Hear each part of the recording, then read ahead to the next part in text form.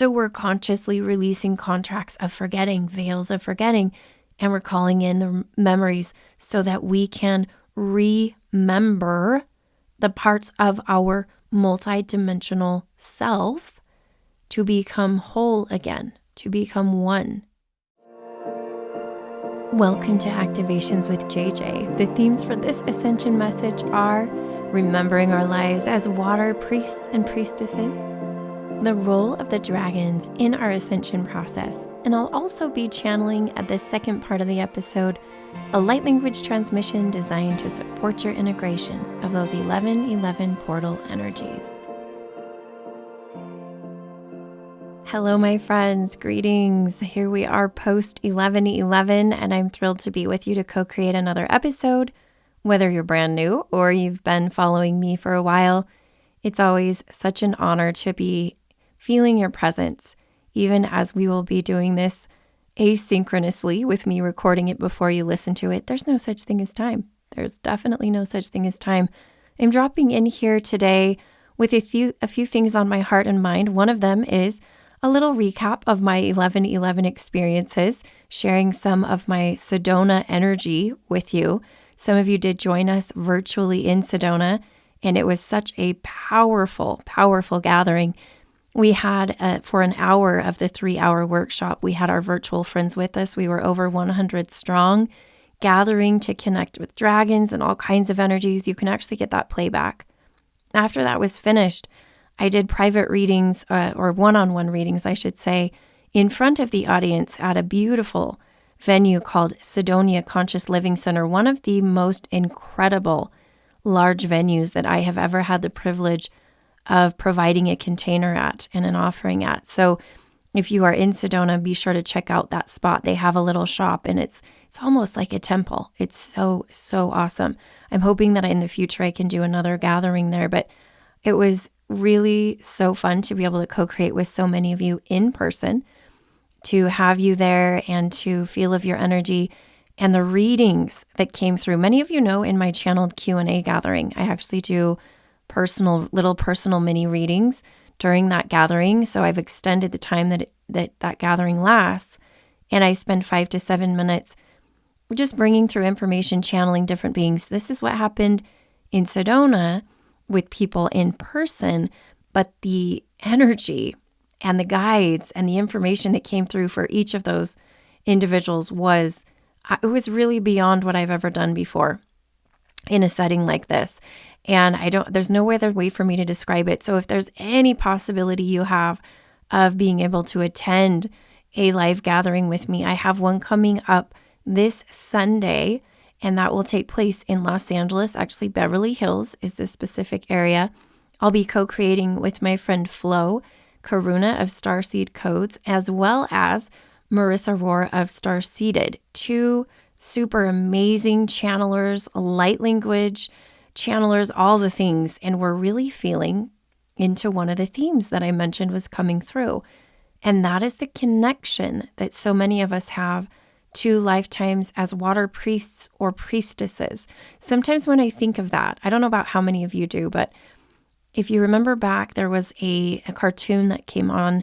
It was like the early 2000s called Avatar. And this is different than the Avatar movies, and this is different than the film.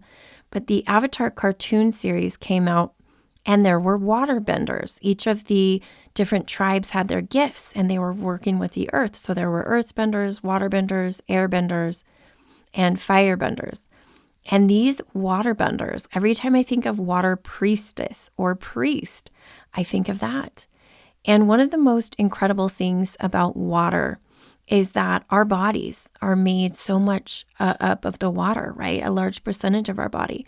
So as we learn to connect with water in nature, we can also learn to connect with the water in our bodies, and it will help us to upgrade that physical vessel to be able to handle the frequencies of the new earth as we transition into a crystalline light body.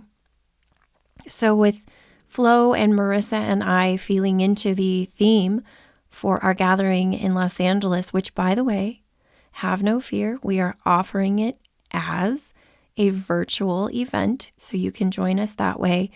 All three of us have been connecting with those beautiful waters, and we'll be right by the ocean on the coast of California there, not too far. And I just know that this is tied to, for one, some of the things we were doing in Hawaii, as Flo was in Hawaii. Those of you who have listened to the playbacks of our Lemuria retreat know that he is so connected to the water, so connected to the Syrian dolphins. In fact, he's actually facilitating a conference with several speakers coming up on the 2nd of December that I'm part of. And it's all about Sirius. And it's all about, for me, it's all about the dolphin, the Sirius B planet. But Sirius C has also been coming forward a lot. If you haven't heard my podcast all about Sirius C, I highly recommend you take a look at that. But shifting back into this concept of water priests and priestesses, this is actually what dropped in during the Sedona event, was that many people that were attending were connected to the waters. We ended up doing a gridwork excursion, and I brought my little starseed with me. And as we were journeying in this area of Sedona, there are a lot of dry creek beds, because obviously during this season, it's not wet there. In most of the season, it's not. But it's where there would be runoff if they receive a lot of precipitation during some of the monsoon seasons. So we stopped at this area where I could feel water had been, but it felt like we were being called to activate it. So I invited everybody to pause, and we sort of all found a spot on this dry creek bed, and we placed our hands on this giant rock that was under that, where there would be water typically. And I felt called to have us all bring forward codes and energy of water so that the waters might rejuvenate the land, so that the land might once again be replenished. Many people wonder and sort of think about how the landscapes turned out to be the way they were. Well, before the big cataclysm that occurred, and when Atlantis and Lemuria were flourishing, there was, and even before that, they were not the original civilizations. There were civilizations before that. But essentially, the planet was more green in a lot of areas. Like wherever you see it's barren, that's because there was a big natural disaster, or sometimes man-made disaster that, hundreds of thousands of years ago took place, shifted forever. Not only that, but when the axis of the earth shifted to an angle, that created issues with some of the flora and the fauna and the sort of the geography of the land. And I always loved studying geography. I always loved studying climate patterns and why things are the way they are. And if you study it long enough, you know and understand the climate determines the landscape, right? We're always taught that. Like in a desert, you're going to find cacti. But did you know that when the landscape changes, it changes the climate? So it's kind of this cyclical thing. When all of the trees, and some of you know this from understanding what's going on in the Amazon and the deforestation, but when that happens, the climate actually changes.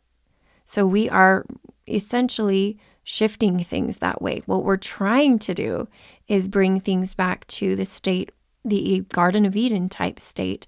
And much of that is connected to revitalizing, reactivating the channels and the avenues of water upon the land. So it was a really beautiful thing to tune into that and also understand how many of us carry memories from the water, the water priestess and water priest lifetimes.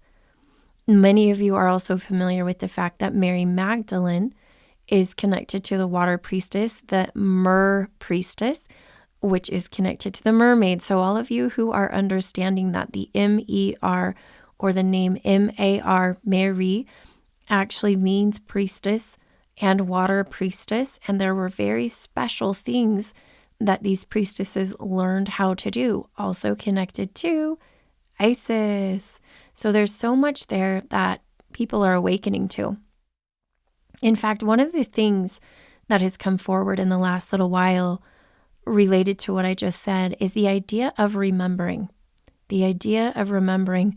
I'm currently in a beautiful container with my friend Anna called Divine Awakening, And in our first ceremony, just a few days ago, we're here at the beginning of November, we actually were working with Isis. And I just felt so much of it having to do with remembering. Now, many of you know the sort of mythology behind Isis and Osiris being split into pieces and her trying to put him back together. But the idea of remembering, and as remembering a body, is remembering all the multidimensional parts of ourselves. That's multidimensional soul integration. That is exactly what we're doing.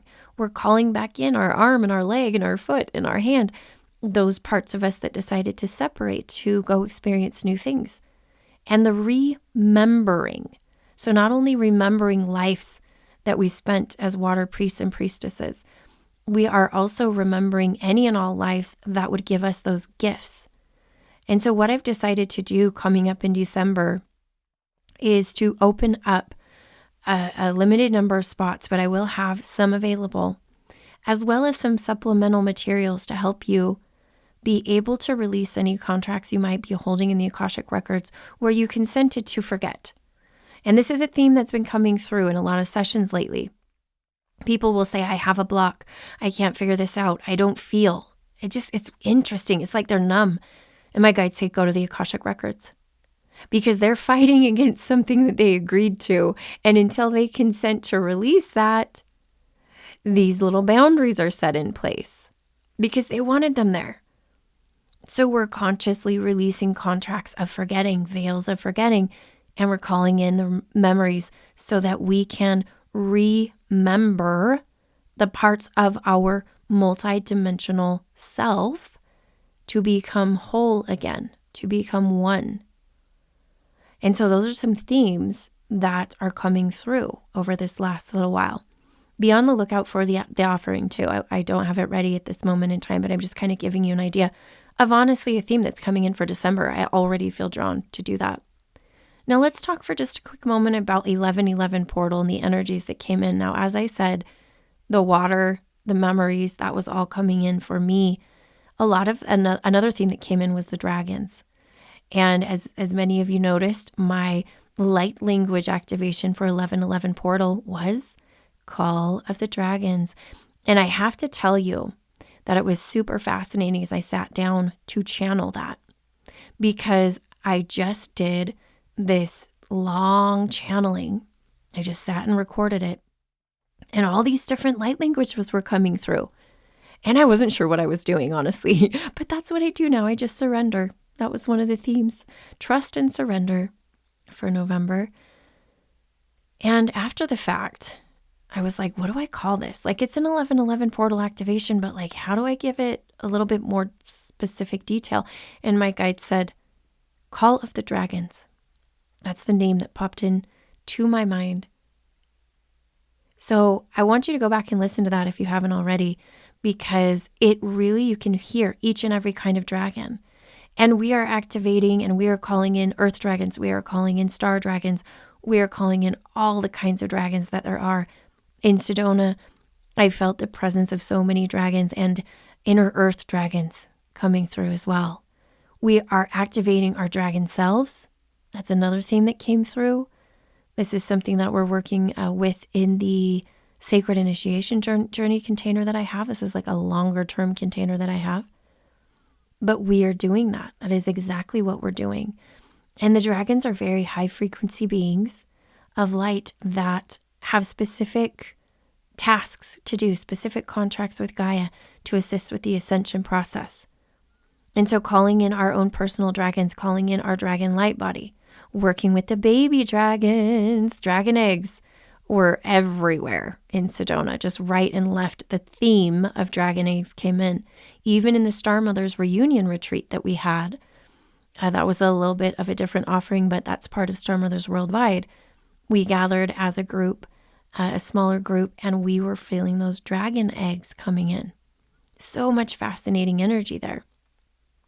And what I feel called to do actually in this message is something I don't normally do anymore. I don't know how many of you have been with me for a while, but 2 or 3 years ago when I did more, I think I called them energy updates. I'm trying to remember the name that I named them, but every week I would do something and it would include a channeled message from a different being, I do feel called to bring in a little bit of an activation today along with this ascension message, where you will hear from more dragons as they assist your body in fully integrating what's going on with those 1111 portal energies. So I want you to go ahead as we shift into that to bring yourself fully back into your body. And I will close out with this, but before I do, I just want to remind you, I would love to see you this weekend. I have a couple of gatherings coming up this weekend, as well as that special event in LA where it's more of a co-channeling event. You can find out more about all of those things.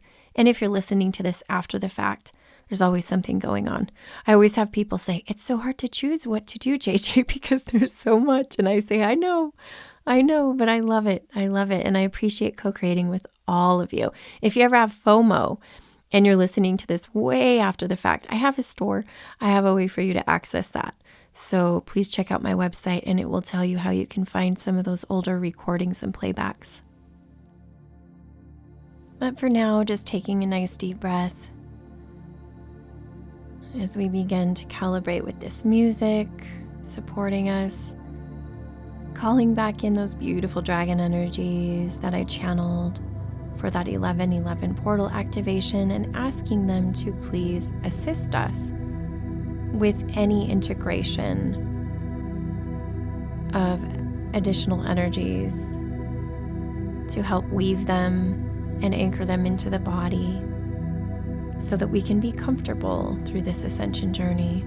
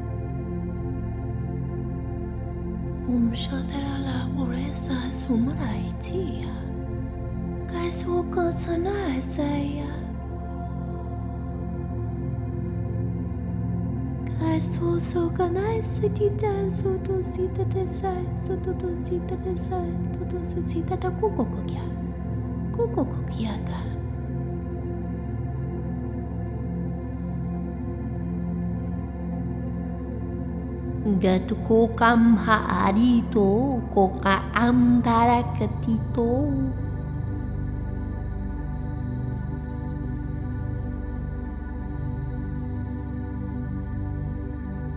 Shuktu, shuktu.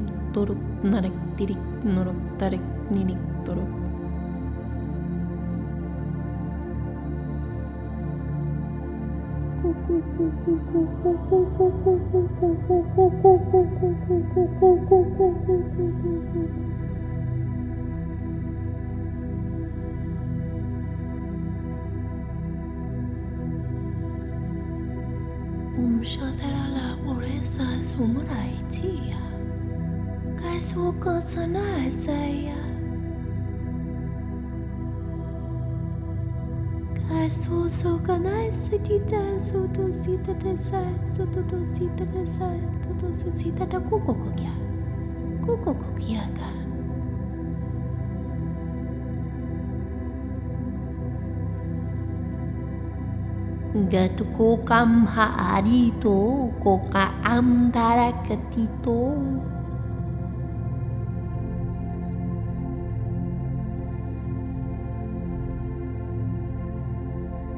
Shuktu Shuktu